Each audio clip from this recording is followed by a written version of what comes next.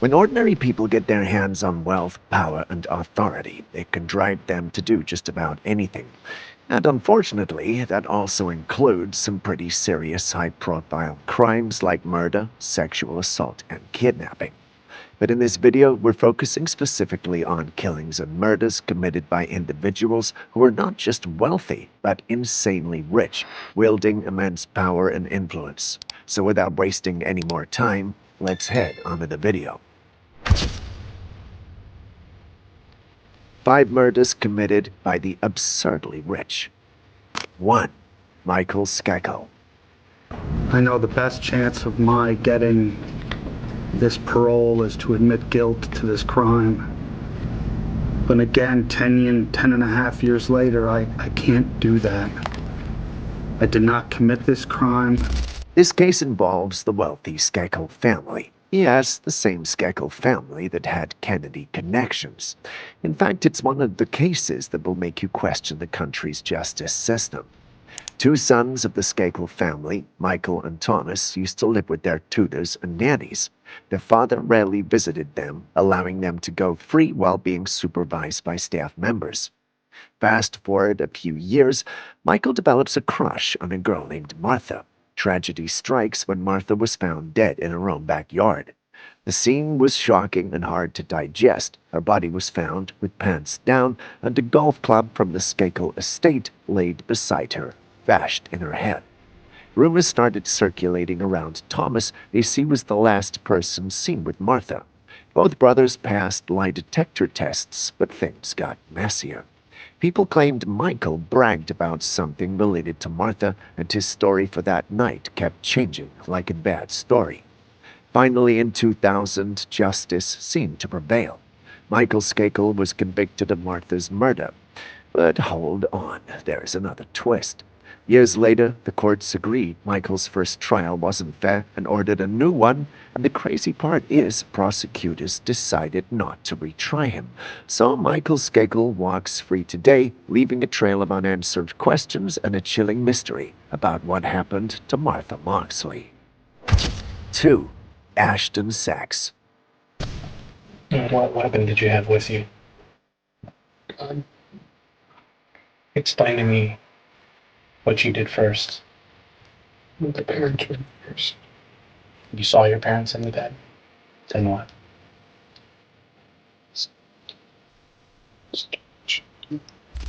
The Ashton Sachs case is a haunting tale of wealth, tragedy, and unanswered questions that shook California to its core. Ashton Sachs, born into a privileged family, found himself at the center of a horrifying crime that was beyond understanding of all. In 2014, Andra and Brad Sachs, Ashton's parents, were found brutally murdered at their luxurious San Juan Capistrano home. Amidst the chaos, Ashton's siblings also fell victim to the violence, miraculously surviving, though one was left paralyzed for life.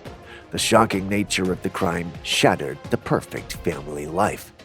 I left the room, ran out, walked past the lady, shot towards him, and just ran downstairs to Lexi's room, shot at her once, and ran.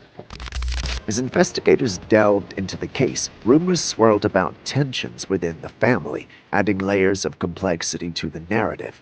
In 2016, Ashton was taken into custody in connections with the killings, catapulting the case into the spotlight. Despite his protestations of innocence, the odds seemed against him. How about your dad? He never really liked me. I just let him go down. He was always mean to me and tried to exclude me from things. What was it that made you come to the conclusion that what you chose to do was your only option? I said I had to do it. So, like they didn't say about if I kill myself, like I should do it. Ultimately, Ashton was declared guilty and sentenced to 4 consecutive life sentences, along with further punishments for enhancements. Yet even with the trial concluded, the question remains: what drove Ashton to commit such a heinous act against his own family? The question remains unanswered, leaving the case hidden in mystery. 3. John Brooks. A rich guy from Las Vegas named John Brooks found himself in a web of suspicion. His repairman, Jack Reed, disappeared without a trace. John thought Jack might have stolen some stuff, but things were way worse than they seemed. While the police were looking into it all, someone new showed up in the story: John's son, Jesse. The police discovered something shocking. John supposedly asked Jesse to find someone to get rid of Jack. Jesse did what his dad told him to do and hired 2 guys. He paid them a ton of cash, $10,000 each, to kill Jack with a hammer. On top of that, they were supposed to wrap up the body and dump it somewhere so nobody would ever find it. Even though things weren't looking good for John and all odds were against him, his lawyer defended John by saying that John just wanted to scare Jack, not to kill him.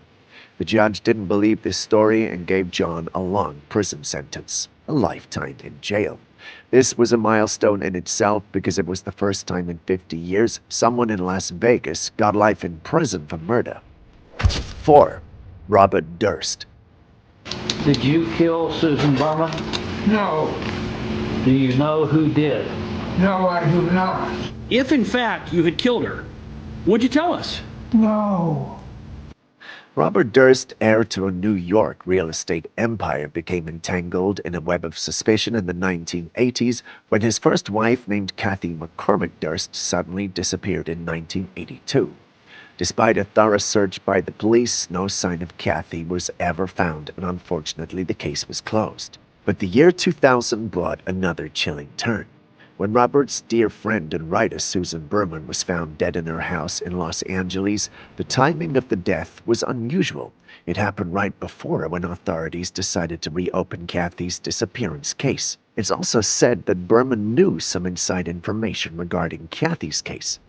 Fast forward to 2015, Robert was approached to give an interview for a documentary that was being made on him. The documentary was titled The Jinx, The Life and Deaths of Robert Durst, and explored the 2 unsolved cases and also raised questions about Durst's involvement in both cases. Things from here took a sudden turn in Robert's life. In a quiet moment off camera during the second meeting, Durst cried, "What the hell did I do? Killed them all, of course." He forgot that the mic was still on.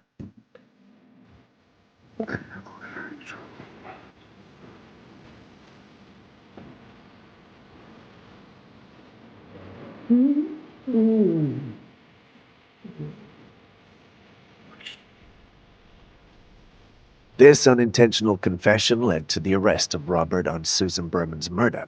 Finally, in 2021, he was convicted of murdering Susan. The jury declared him guilty based on evidence influenced by the documentary. However, Kathy's case remained unsolved. A few months after his conviction on Berman's murder, Robert was accused of Kathy's disappearance too, but he tragically died in 2022 without facing a trial, leaving behind many questions unanswered. 5. John Du Pont. John Du Pont, a wild card heir to a massive chemical fortune, was obsessed with wrestling. He built a training ground, Fox Catch a Farm, and practically persuaded wrestling champions to live and train there. Here he met Olympic gold medalist wrestler Dave Schultz. He needed a training spot, and Fox Catch a Farm was the best place for that.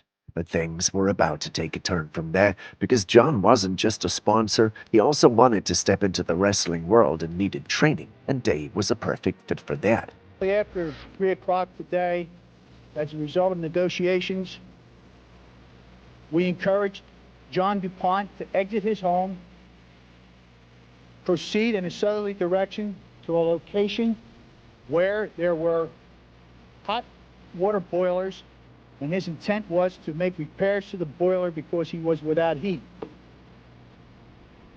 Within a few moments, our SWAT teams were on location, and they made a capture.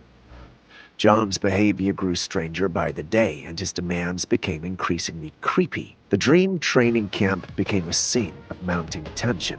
Then the day came in 1996 when Dave was found dead in Foxcatcher Ground, shot by John without any reason. Believing his wealth would shield him, John locked himself in his mansion. He negotiated with police by phone, likely hoping his rich dad would intervene. The authorities outsmarted him. They cut the mansion's power, and desperate from the heat, John stepped outside. There, he was arrested. John's trial began, and it became a center of media attention. John pleaded not guilty to his insanity, but his defense was thrown out of court, and in the end, the jury declared John is guilty of what happened. He was sentenced to 13 to 30 years in prison. The verdict ignited in public because they thought it was just a negotiation rather than a punishment. In the end, in 2010, John passed away inside the prison at the age of 72. And that's a wrap for today's video. If you enjoyed this content and want to see more fascinating topics like this, simply click on the video that's popping up on your screen. Until then, take care and goodbye.